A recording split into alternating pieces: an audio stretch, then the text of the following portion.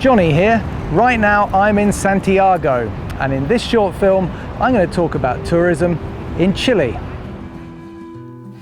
As the longest, thinnest country in the world, Chile stretches all the way from the borders with Bolivia and Peru in the north, 4,500 kilometers to Tierra del Fuego in the south, and yet at its widest point in the Atacama Desert is only 400 kilometers across.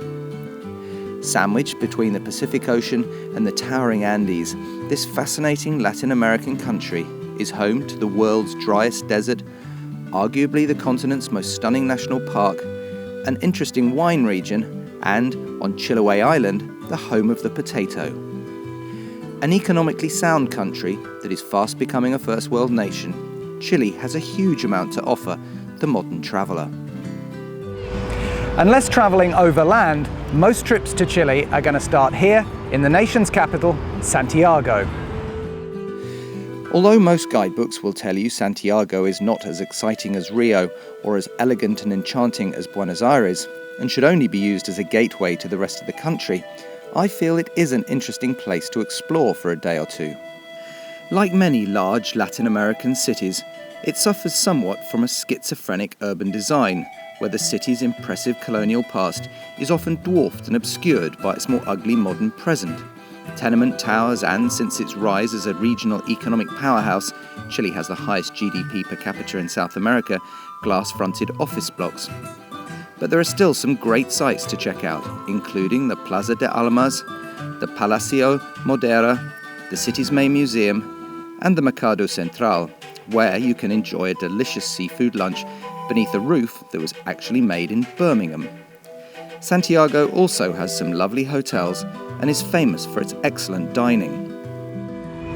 But Santiago is unlikely to form the main reason for your visit to Chile. That's much more likely to lie either in the far north of the country, in the Atacama Desert, or in the far south, in Patagonia. From Santiago, and starting in the very south of the country in Chilean Patagonia, is Punta Arenas, entry point for what is arguably the continent's most impressive national park, Torres Del Paine. Deriving its name from the bull-like horns of the park's most impressive mountain, Torres Del Paine covers 250,000 hectares, is home to some spectacular and varied accommodation, and is a great place to hike, horse ride, or just enjoy the scenery. Moving north, we come to the beautiful Lake District around the towns of Puerto Montt and Puerto Varas. Here, up the Puelo River Valley, you can do some wonderful horse riding, as well as walking and kayaking.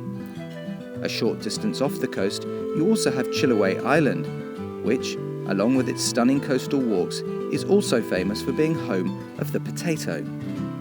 And further still off the coast, in fact, more than 2,000 miles into the Pacific Ocean, is the extraordinary Easter Island.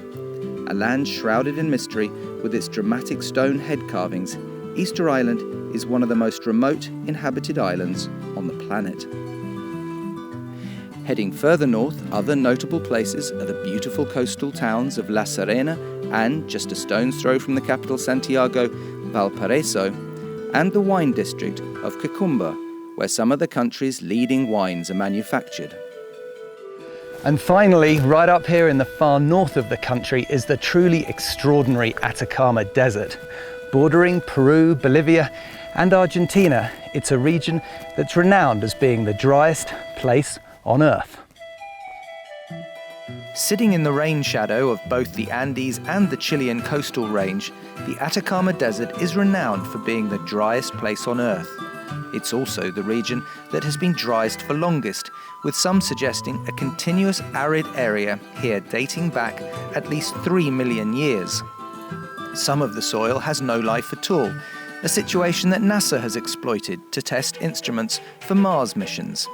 And, due to its otherworldly landscapes, it's also been used as a location on numerous space films, including Space Odyssey, Voyage to the Planets. Forming the northern chain of Chile's Ring of Fire, the region is framed by a spectacular girdle of volcanoes and plethora of fascinating geological phenomenon. A country that is fast emerging as a first world nation, Chile is both a friendly and safe place to visit. It has some wonderfully atmospheric colonial towns, some great accommodation, fine dining, and of course world-class wines. But first and foremost, Chile offers some of the most spectacular and varied scenery anywhere in the world, and it's that will ultimately wow the visitor.